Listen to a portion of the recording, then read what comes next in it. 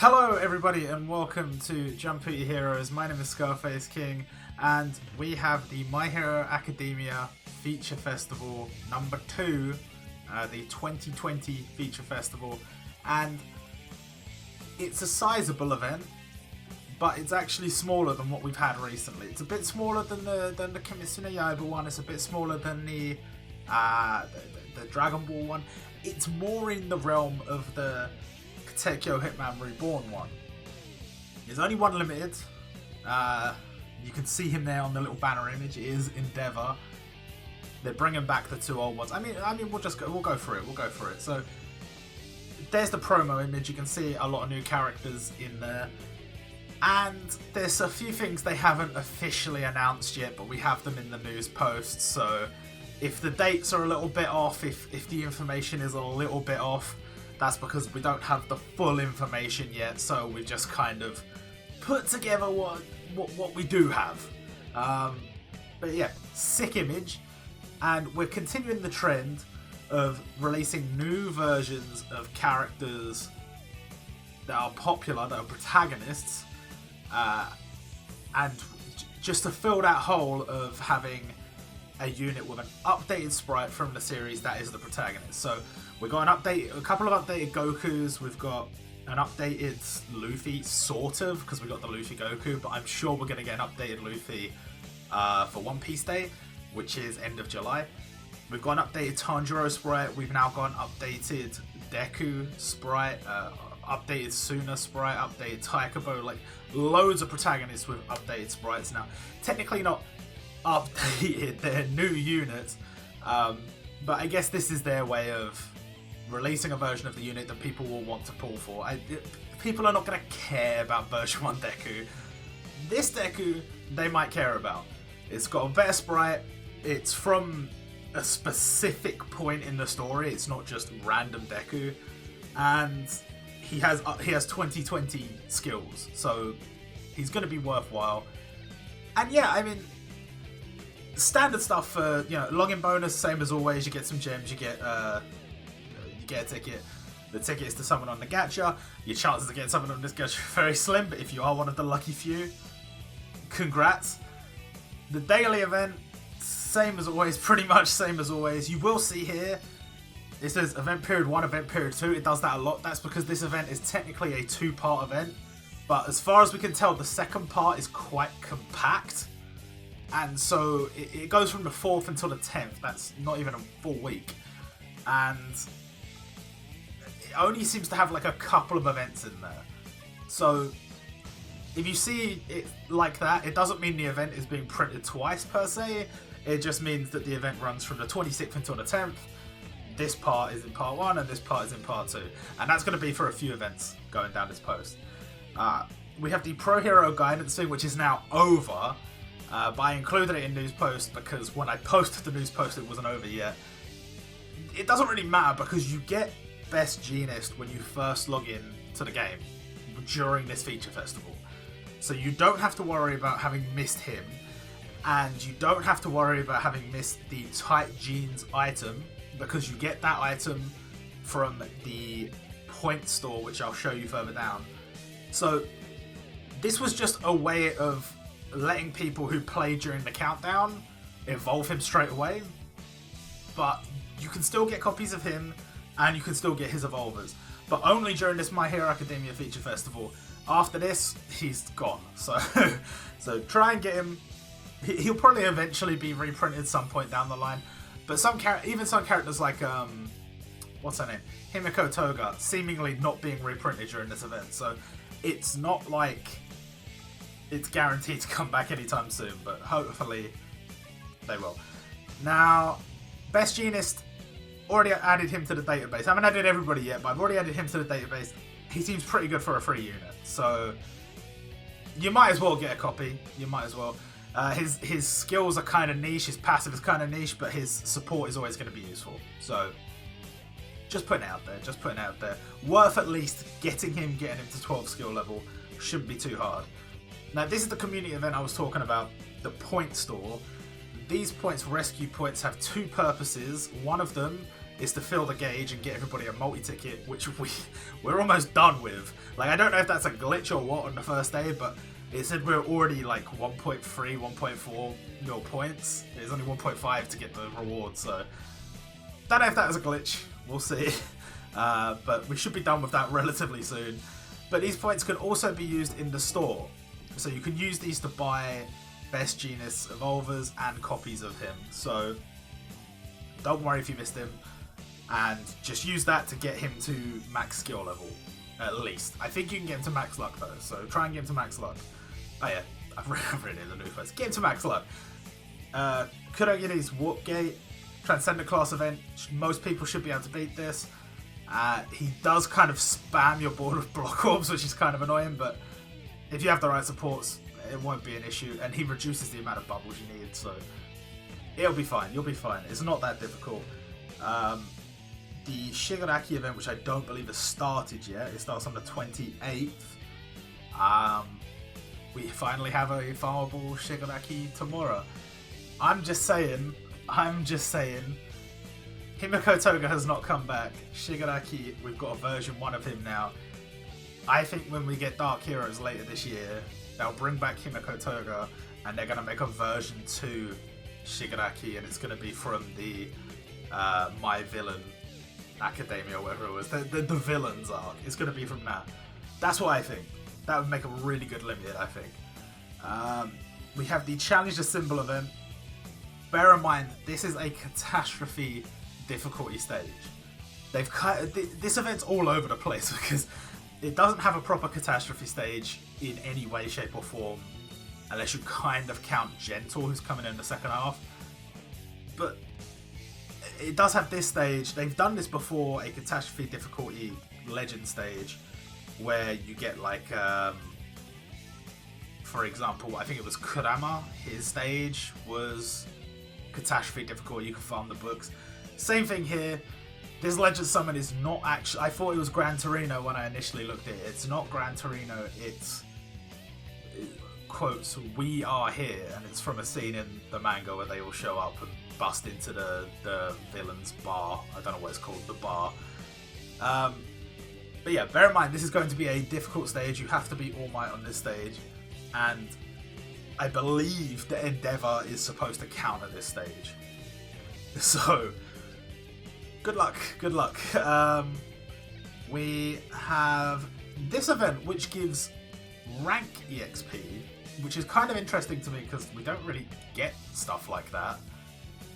And I don't know how it's going to work. I don't know if it's going to be like just gives a shitload of EXP and you can farm it as much as you want, or if it's going to be limited to a certain amount of times a day, or if it's going to be limited to a certain amount of times total. I don't know. But if it's going to give a lot of EXP, I know there's going to be a lot of these like bigger Japanese players that are going to be going really hard on this stage to get up to level 400 if they're not there already. I personally probably won't. We have returning events. Bunch of events that you should either have maxed or be working on getting to max, so it's good that they're coming back.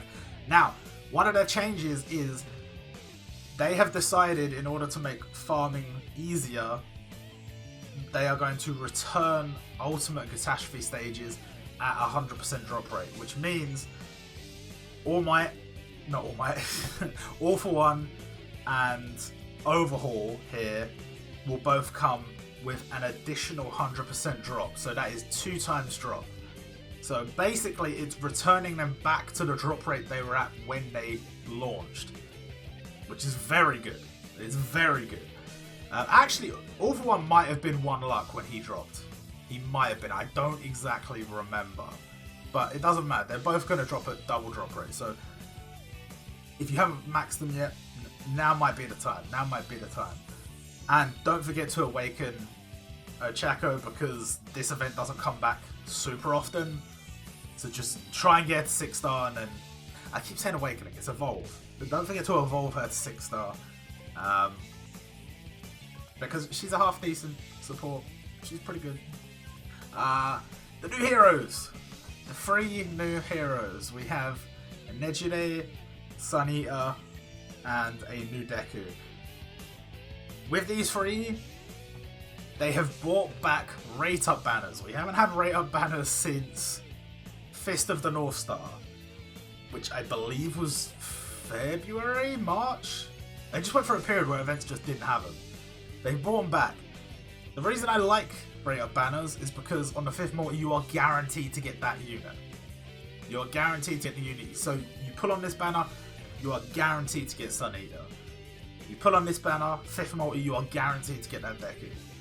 And you have a chance to get them up until that point. Now the only downside is before, it used to only feature the new heroes. So on the 3rd, 4th and 5th multi, it was like 3rd multi, you have a chance. 4th multi, you have a chance. 5th multi, guaranteed. It's still the same technically, but it's not just the new characters featured. You also have 2 older characters. Not too bad if you don't have those characters, but if you do, a bit annoying. But still, 5th multi guaranteed to get that unit, which is very nice. Very, very nice. And personally, my preferred format, though I have been quite lucky in the past outside of this format, so can't complain too much. Now, down here we have Limited Endeavor. He seems to, I think, I had a quick look. I think he removes 1 ultimate attack buff and 1 attack up buff. He doesn't absorb them, he removes them. So I think that makes him pretty good for PvP. I assume he removes, I didn't have a good look, but I assume he removes the highest buff. So the highest ult attack buff and the highest attack buff. Potentially quite huge. Personally, I'm going to do 500, I've decided I'm doing 500 rubies for him. I'm going to do 25 on each of these banners. I'm not doing any more than that. And we'll see what we get. But that's it. I'm going to buy the ticket pack for this, and we'll see what we get. I'll probably put that at the end of this video, see who I get. And let's see. All Might comes back. Deku and Eri come back. These units are good units, but bear in mind that Deku is more of a PvP unit and he has a lot of counters, so he's not necessarily the best option for a new player. And All Might, to be honest, is pretty good all round as a green frontline character. I personally would recommend pulling him if you like All Might and you have enough rubies. But bear in mind, with these banners, maybe do the 500, maybe do the 3,000, but never go further than 3,000 if you're not going to 8,250. But it's not 3,000, it's 2,250. Never go past the 3rd multi unless you're going to the 9th multi, because if you go to the 9th, you're getting the unit guaranteed. But if you only have enough to go to like the 4th multi, the 5th multi, the 6th multi, you will get to that step, not be able to pull anymore, and the banner will go. And when the banner comes back next time, you won't have the steps saved. It doesn't save your progress. So I think I've said this a lot, but basically, don't get stranded somewhere between not doing any pulls and doing 9 multis, because if you do, you're going to end up disappointed probably. You might get lucky, you never know, you might get lucky, but don't rely on that, I don't think. That's what I would say. What else have we got? The Battle Ready Defeat All Might gacha. This gacha is... it's good. It's good. I've got to be honest, if I didn't have all 4 of those units, I'd be tempted to pull, but I do, so I don't. But that gone, they keep bringing him back, and they're bringing him back for a good reason. He is a good unit. I think this is the 3rd. He came originally, he got brought back, and he's been brought back again. So, obviously, he's pretty good. We also have Hibari, who's been one of the best supports for Red for a very long time. We have Date, again, very good. Chica's a little bit of an older unit, but they've kind of been doing that recently. They've been including 2 2020 units, 1 really good, 2019 unit, and then 1 unit that's just there. It's not that Chica's bad, it's just that compared to the other 3, not quite as good, but she's going to be specifically good for this All Might stage, which, like I said, is going to be a catastrophe difficulty stage, so it's not going to be easy. The ticket packs, this is the one I'm going to buy. These ticket packs, I always say, if you're not planning on summoning, these are pretty good, because you're guaranteed to get a new unit. Can't turn your nose up at that. I personally do not recommend buying this one, unless you're really desperate for those characters. And don't get me wrong, these are good characters, there's 4 good characters, but I personally wouldn't do it. If you have any one of those characters, absolutely do not buy it. But even if you don't have any of them, I personally still wouldn't buy it. That's just me. And now this is the part 2 stuff, and this is the stuff that I said would be a little bit more potentially patchy information. We have Unity Battle Overhaul, version 2 Overhaul. He's going to give multi-ticket, 5-star ticket fragments, dual shards, soldier souls, all that stuff. But he will also drop a copy of himself, which is good. You're going to get 1 copy for free. Maybe, I think it's normally 1. You might get 2. I don't really remember. I think it's only 1. But you get your copy of him, and you'll be able to purchase more copies of him from the Soldier Soul store later. I think he's countered by Sun Eater, but we have very little information on this event, so this event's going to come out. This is not actually in part 2, it's like right at the end of part 1, and it's kind of annoying because it ends at the end of part 1. However, it's not on a weekend, which I normally quite like, because if it's on the weekend, I can kind of have it on in the background while I'm doing other stuff. But if I'm at work, I can't really do that. So, a bit annoying, to be honest, a bit annoying, but I'll probably still go for 3 million points like I normally do. And the new tower unit, Killer Bee. Look, we already had a Naruto tower unit this year. We had Sasori. Now we have Killer Bee. Do not get me wrong, Killer Bee is an awesome character, but you could have just put him in one of the events. You really didn't need to put him in the tower. For me, they've kind of, with the tower, they've been a bit lazy. They've just put a lot of like characters from Naruto, Dragon Ball and stuff like that. You could put some interesting stuff in there, and I feel like they've kind of wasted that opportunity. Like, one of the things I said was like, you could easily put Suzaku from Yu Yu Hakusho, because he is originally in a tower, and he makes sense as a tower character. I'm not saying necessarily that Yu Yu Hakusho needs more units or anything. It's already had 2 feature festivals. I'm just saying that Naruto again, come on. Have we not had enough Naruto already? Whatever.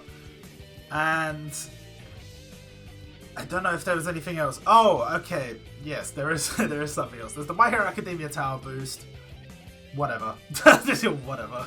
I don't really care about the tower boost that much. Then we have the second community event. The second community event seemingly is only going to give a stamp. It doesn't necessarily say anything else there. So I'm kind of hoping it will still give like a multi-ticket or something, but I think it only gives a stamp. However, we are going to be able to get Kyoka Jiro for free. She's a free unit.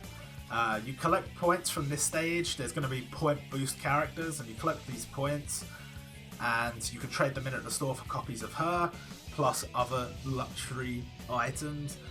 And she's a 99 luck unit, so that's pretty cool. I know a lot of people are going to be quite happy about that. She's a very popular character. And from this event you can also get rope. And with the rope you can open this stage.